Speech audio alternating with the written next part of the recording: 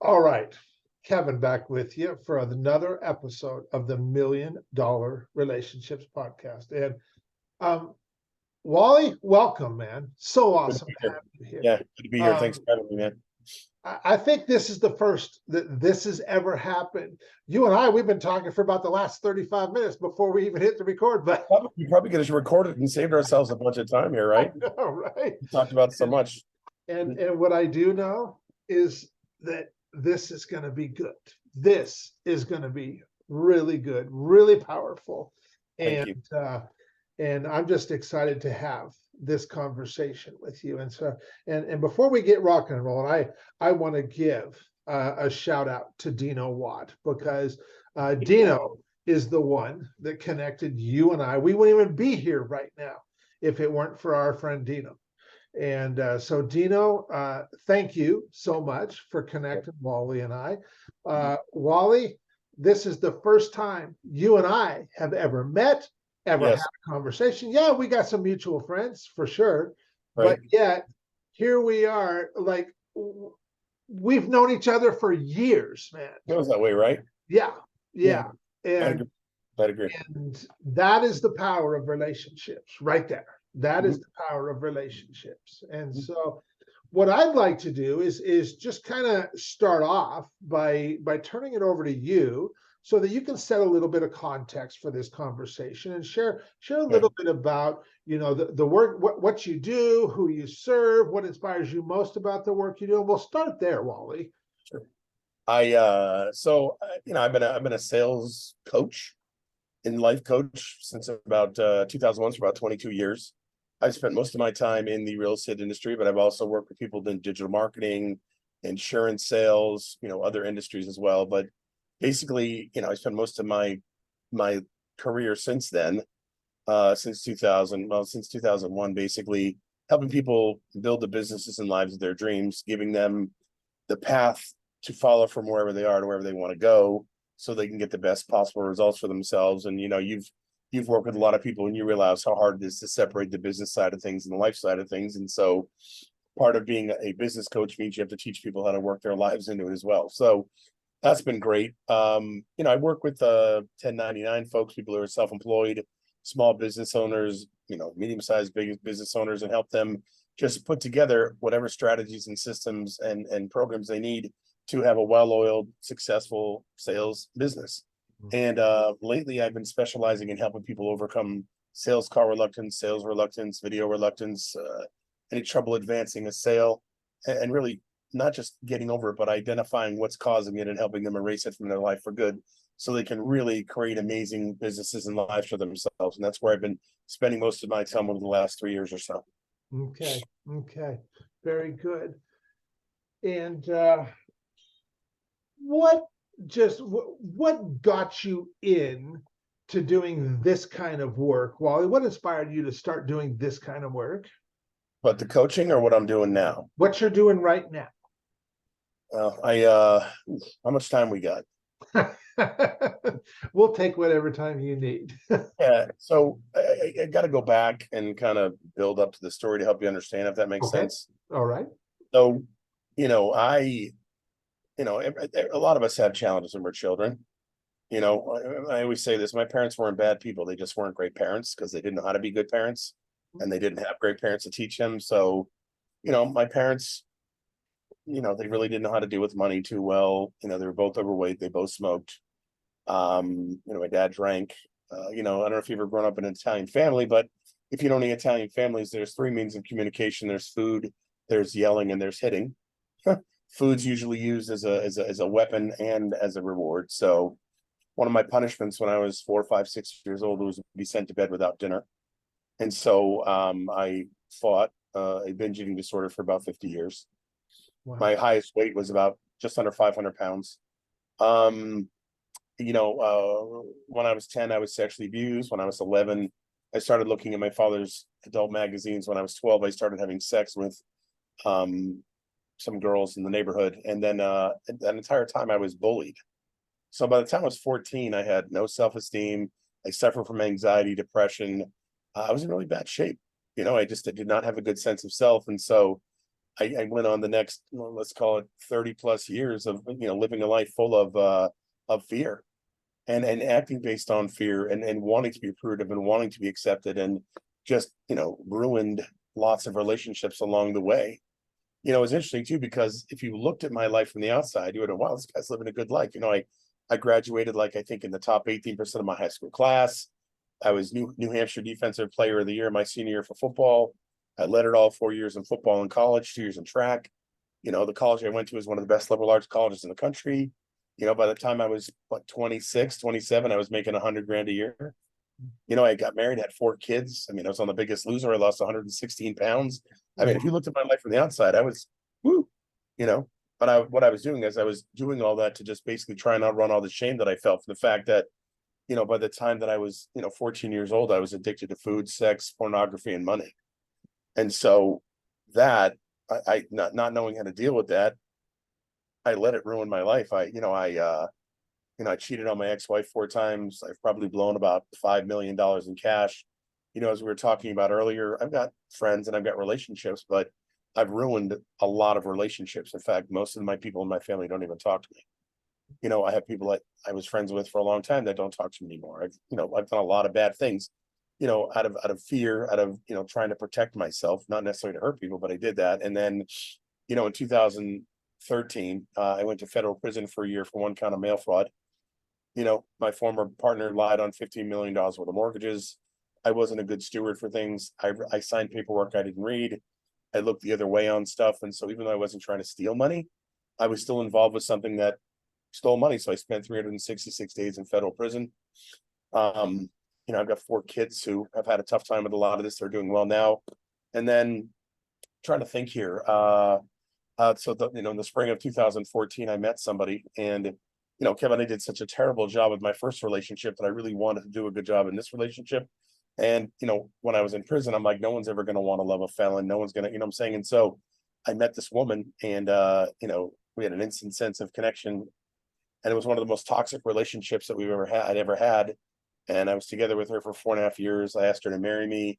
She took an engagement ring from me. We broke up because, it was just horrible at one point. And then I found out 3 days later after we broke up that she was actually married the entire time we were together. Wow. So, yeah. And so I had asked her, she said yes. And I stayed there. I didn't, I'm saying I made a lot of bad choices. And so a month later, I decided I was going to take my own life. And, my dad died when I was 23, I was young. And I remembered, a little conversation with God. He's like, hey, remember how bad it was for you and your sister and brother? And that was really the one thing that kept me from following through on it. But if essentially I hit rock bottom. So that's a long way to getting to where I am today. But I did a lot of work on myself, and I suffer from call reluctance myself. And, a few years ago, I had a client who was having some trouble getting on the phone, and the guy was a firefighter. Not only does he walk into burning buildings, he walks out of burning buildings and then back into them again. This is a guy who's not afraid of anything. He saved lives on the sidewalk, and he couldn't get on the phone. And so I worked with him, and I helped him overcome his call reluctance. And then it just kind of took off from there. And so by looking at what I overcame and what created a life for me, look, I accept full responsibility for everything I did. I'm not a victim. I'm saying, like, I did the things I did. I made the decisions I made at the time I made them in the way that I made them because that seemed like the right thing to do at the time. I didn't doing it out of malice. I was screwed up, and so I spend time with people these days, people who are super successful or people who are trying to become successful. And I help them figure out what it is that's keeping them from getting their business and life to the next level.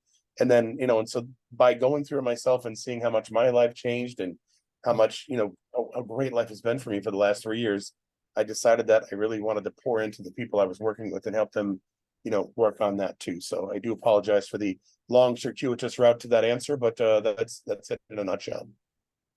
Well, Wally, there's no apology needed whatsoever. And, it's interesting. Early on, when I first started this podcast 203 episodes ago, I had this vision for what it would be. And by about the third or fourth interview I did, it totally switched. And I'm like, oh, you were trying to manage this too much. You had, this thing, I wanted to go this way. And Right. and And you know what? It's what I have figured out after 200 plus episodes is, you know what? The impact is biggest when I stop trying to control shit. I think that's just a good lesson for life, period, bro. Yes. Know what I'm saying?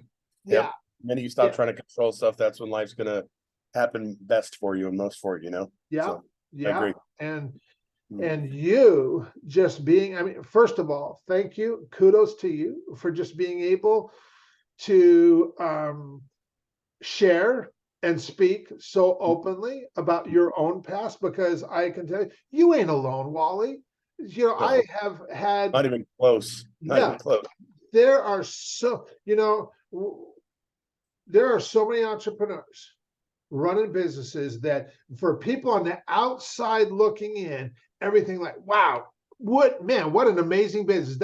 Man, that's a successful business right there. The person running that is very, I mean, they see what they see from the outside looking in. They have no idea what reality is. So, and no matter how great things look from the outside looking in, that Mhm. owner, that founder, they're dealing with a whole different world, you know. And yeah, they've definitely had success. They might be world class at what they do, but Mhm.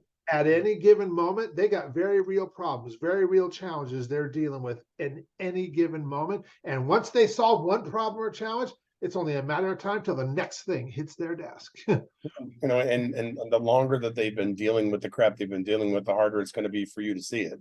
Yeah, yeah, Because you know, when I started telling my story a few years back, people were like, I had no idea, you know, and because I hid it. You know, I'm saying I yeah, created an outgoing, you know, a extroverted persona just to hide the fact that I was so embarrassed and ashamed and hurt by everything that had happened. yeah, So yeah, yeah, so I mean, I did it on purpose because I didn't want anybody to see it. yeah, yeah. And how freeing it is, because I know I used to be the same exact way of showing up in a way that Mhm. I felt would be the best way for me to show up in order so that people would like me, Yeah. people, you know, all of that. And I'll tell you, when you get to this point where you're just like, you know what, I don't give a damn. I'm just going to be me. Uh, Uh-huh. and and it is like this weight just gets lifted. And Mhm. that's when we really start attracting people to us, because they're like, wow, you're different. You're different, you know. Mhm. And people are looking for those relationships with people who are just real, you know, Mhm. who Mhm. aren't trying to show up a certain way. When we just show up as us, complete with our faults, everything, that's when we really get to make connection with people. Mhm. And it's powerful. Mhm. So now that we've got a little bit of context set and people have an idea of who Wally is a little bit, um, Yep. you know, your question, or your, excuse me, your response to the question that I'm going to ask might be completely, in fact, my guess is, hearing what you just shared, it is going to be completely different from Mhm. anybody I've ever spoke with on this podcast. For better, for worse, right? And so I'm going to ask the question, and wherever this goes, Wally, there is no right or wrong. There is whatever comes up and whatever feels right in this moment where this conversation goes. So, have you ever been introduced to a person or persons that have completely changed your life or your business, so much so that much of what you have today would not be possible if not for this person or persons? And Wally, like I said, whatever comes up for you, whether there's a yes, a no, a in between, what, there's no right or wrong answer to this. It's whatever is coming up for you right here, right now, in this moment. So great question. I don't believe there's such a thing as a self-made woman or a self-made man. You know, nobody gets to whatever level of success they have alone. So there are people that have impacted me. You know, I think we discussed this earlier. I didn't let a lot of people get close to me for a long time Mhm. because I just, I mean, I didn't. I was scared. I didn't want them to see me. I told you before that when we talked, I mean, I'll be 55 tomorrow, and to this date, I've never had a successful, meaningful relationship with a woman because I kept all of them at distance because I was, scared. And so to me, sex was approval, I'm saying attention was approval. Not that I can't now, but, yeah. So, and there's a lot of people who impacted me in a very negative way. I was bullied a lot. I was teased a lot. I'm saying I had a lot of people who, you know, um, who didn't treat me well along the way. And there's a lot of people I hurt along the way too. So, there's lots of people in my life who did what they did and I got hurt. And there's a lot of people I met who I hurt along the way. That makes sense. So collectively, those relationships, for better or for worse, have all had a huge hand in forming me who I am today. I wouldn't want, I saw this thing, would you go back and do everything again? No, because it sucked. But I also know that those things, going through all those things, allow me to be who I am today. And the fact that I'm, a really good father now, and what I believe to be a really good coach. And I'm saying, like, so all those things collectively. Now, that being said, there are people who've had significant influence on me. You know, the coaches that I played football for in college, I'm saying? So Steve Frank, Mike Davis, Paul Eady, they had a huge hand in molding me for who I was. I mean, my dad and I had an okay relationship, but my parents and I mean, it wasn't great. I'm saying, I know they loved me, they took care of me. But Paul Eady, Steve Frank, Mike Davis, those guys had a huge impact on me as a young man and shaping me. And if it wasn't for Paul Eady, Coach Eady, I probably would have quit Hamilton College. I was a mess, but I mean, when I was 18 years old, I had no idea how big of a mess I was, emotionally, psychologically, what I'm saying. And so I was going to quit. I went to college with a bunch of kids. They all had money. I didn't have any money. I was, very immature, and so he helped me stay there. And I had, had I not stayed there, I have no idea. So he definitely has had a huge impact on me, Yeah. My real estate mentor, Brian Moses, he got me into the real estate industry, and what I learned from him changed my life. In fact, he would be definitely the one person who, had I not met, I would not be able to do it for sure. I've got to give him a tremendous amount of credit because he taught me a ton and introduced me to the right people, and helped me grow emotionally as well as from a sales skill standpoint. And then Jake Kinder and Michael Reese, those guys, they took me on to help start coaching clients as they grew their business. And I was their first coach. And, they basically took care of my family when I was in prison for 12 months. They sent my family money so that they could eat and stay in the house. I mean, and they did, were it not for them, who knows what would have happened. I'm saying, when things were tough, but they were a lot less tough because of those guys, Yeah. So I would say from an impact standpoint, other than the thousands of people I met who I had, mostly negative interactions with for, 50 years of my life, and then, Herb Hand, I really should say something about Herb too, because, Herb and I played football together in college, and he's been the one guy who's really stayed in touch with me and connected with me over the last, I don't know, 37 years, 86, what I'm saying? So always been there to talk to me, good guy, thoughtful, super busy guy, D1 football coach, but great father, good Christian man. And, he's always been there and connected with me, since then. So, Yeah. yep, I would say, it's a lot of people, what I'm saying? And Yeah. I don't, not one person, but, for somebody who didn't connect with anybody at any level, I guess I was very fortunate to have those people that wanted to stay around in my life. Yeah. I mean, I've known her for 37 years. We still talk fairly regularly. I still talk to the coaches fairly regularly, so it's, I'm very blessed in that respect.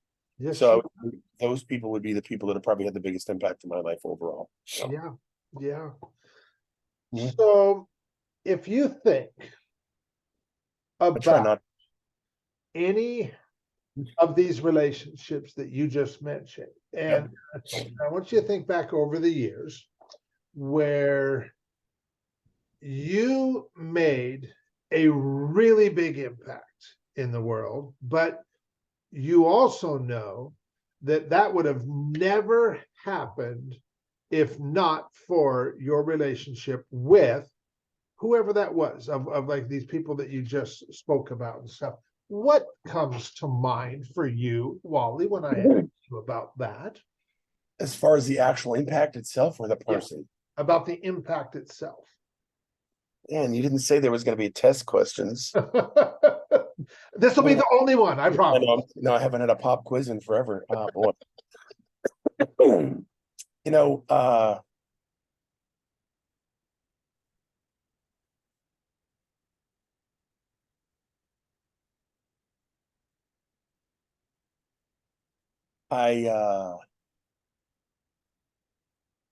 man, there's so many things, you know what I'm saying? I mean, I've had the good, you know what? I'm gonna add one more person to that list. Okay.